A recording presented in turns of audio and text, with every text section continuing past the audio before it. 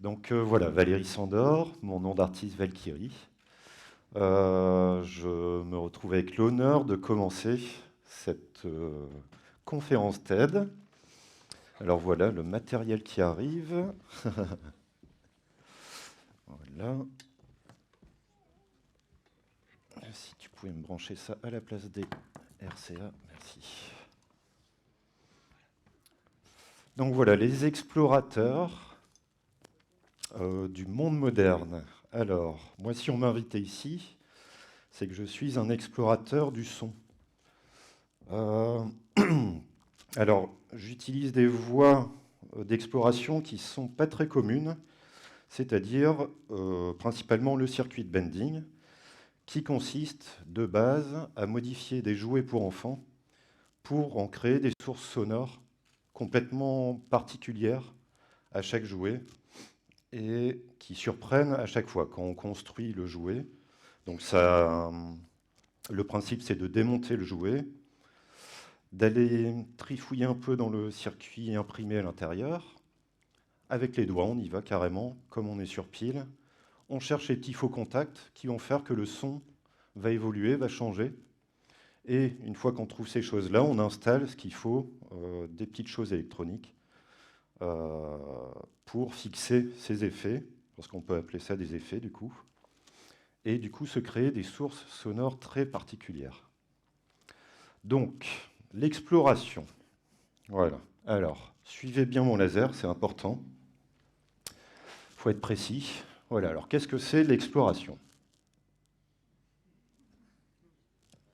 Non? Vous voyez pas? Alors, je vais essayer de régler un peu. Ah. Ah. Bon. Vous voyez pas? Bon. On y reviendra à la fin. Donc, je vais vous faire écouter un petit premier jouet. C'est l'heure du concert. Alors. Tous tes amis rejoignent les musiciens, chantent avec eux ce refrain. Donc vous voyez, on a juste à prendre les jouets comme ça. Rejoins les musiciens. Et donc on peut s'amuser à changer les sons comme ça. Après, on peut s'amuser à jouer un petit peu avec. Garde.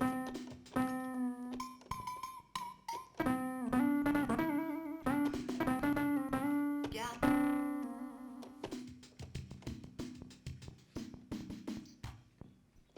Voilà. Donc c'est le genre de choses qu'on peut faire. On peut essayer ce jouet, par exemple, qui lui, à l'origine... Ah tiens, il s'allume plus. Viens jouer avec les animaux. Ah. Alors, je vais couper celui-là. Hop. Et celui-là qui ne veut plus s'allumer. Ah, voilà. Donc vous voyez, ça ce sont les sonorités de base du jouet, que tout le monde connaît, au moins ceux qui ont des enfants. Si je change les sonorités, ça peut donner voilà, une belle basse. Et là, vous voyez que c'est plus du tout les sonorités d'un jouet classique, et ça devient réellement un instrument.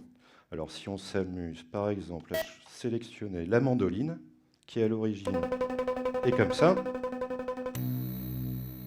et ben, si je l'enclenche, vous voyez, j'ai une sonorité, et je peux m'amuser à changer la texture du son.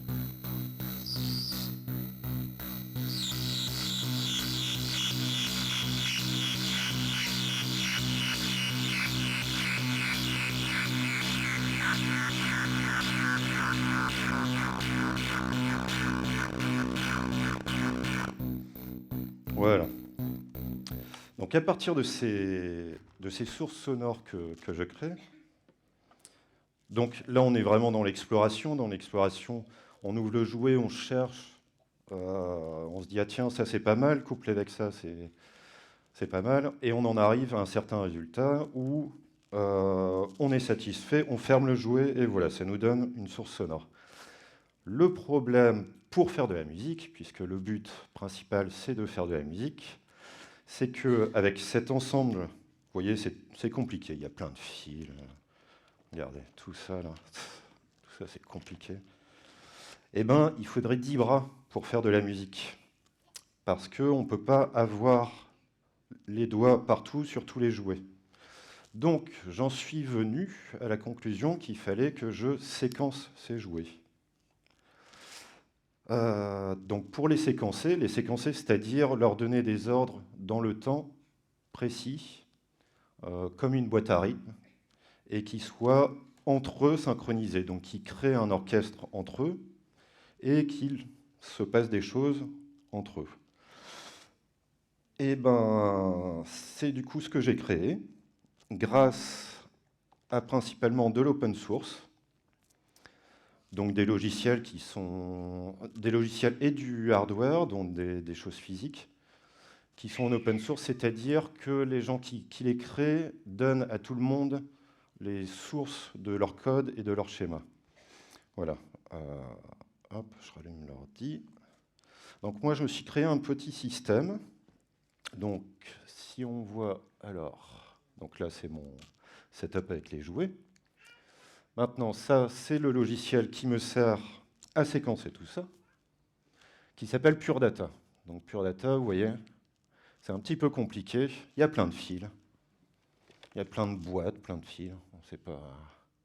Voilà. Et ça, c'est simple. C'est-à-dire que ça, c'est par exemple la partie, vous voyez à gauche.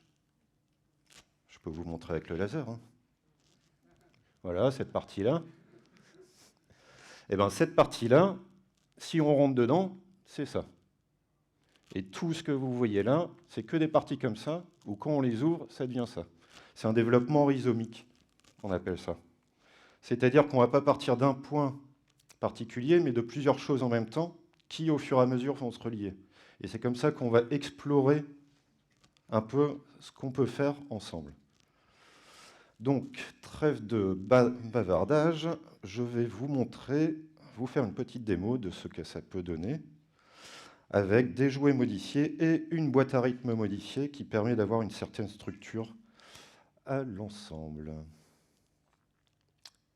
C'est donc parti. Alors, je vais tout rallumer ici. Hop.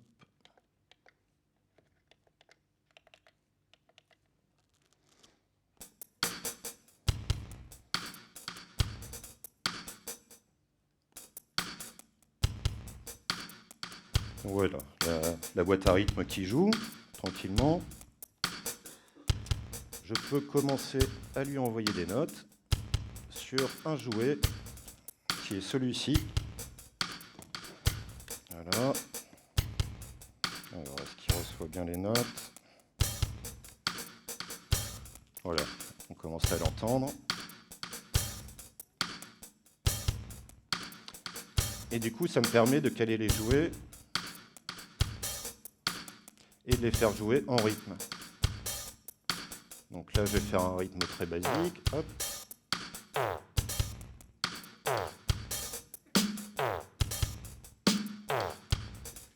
Voilà, donc ça, c'est un petit jouet McDo qui joue, en plus de la que j'ai remis dans un boîtier. Donc voilà, ça commence à s'animer ensemble. On les laisse jouer ensemble. Maintenant, on va se mettre une petite basse. Donc vous vous rappelez, c'est lui.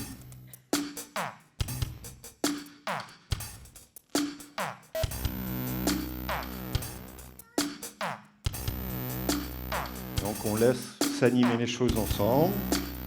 Et quand je dis on laisse s'animer les choses ensemble, c'est qu'on a des jouets, quand on les modifie, ils partent complètement en vrille. Donc on peut s'amuser aussi avec ça. Par exemple, Appuie sur une touche.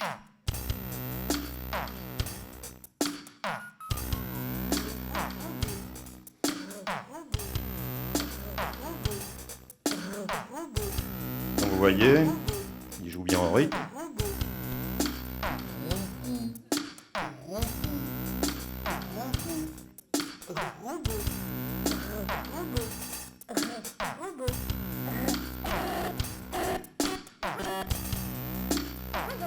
Et ben maintenant, on peut les laisser jouer ensemble.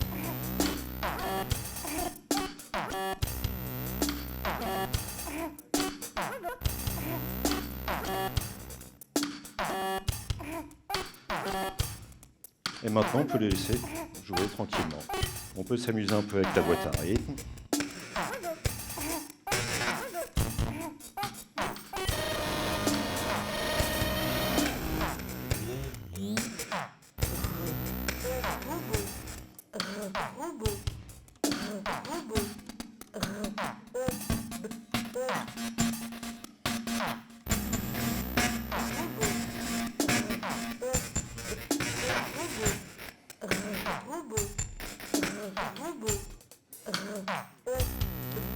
Donc voilà pour la petite démonstration du séquenceur de jouets. On va laisser continuer. Hop. Voilà, tout tient là-dedans. Petite chose que je... Ah, il y a plein de fils. Oh là là. Regardez-moi ça, là. Donc ça, c'est une petite carte qui s'appelle Arduino, qui est open source. Voilà. Un logiciel open source, des jouets que je récupère à 1 ou 2 euros en braderie, une boîte à rythme que j'ai eu à 20 euros en braderie, le petit jouet là que j'ai trouvé dans une poubelle. Voilà, on arrive du coup à se créer quelque chose en explorant. On arrive à composer quelque chose, puisque au final, c'est de faire de la musique, de transmettre des émotions. Voilà, donc qu'est-ce qui est important là-dedans? Qu'est-ce qu'il faut retenir? Pourquoi c'est possible tout ça? Alors, est-ce que vous vous rappelez du fameux laser? Voilà. Qu'est-ce qui est important là-dedans? Quand on voit tous ces fils-là, quand on voit, hop, quand on voit cette complexité-là, tous ces fils aussi, ce qui est important là-dedans, c'est de faire des liens. De faire des liens entre des choses différentes, qui ne sont pas forcément centralisées. Voilà. Donc de récupérer des choses, des idées tout autour de nous, et grâce à la communauté, donc là, entre autres, open source, mais il n'y a pas que les communautés open source, par la communauté, pouvoir apprendre soi-même, grâce aux autres, et une fois que c'est arrivé, de pouvoir transmettre à son tour, une fois qu'on a créé tous les liens nécessaires à ce qu'on voulait faire.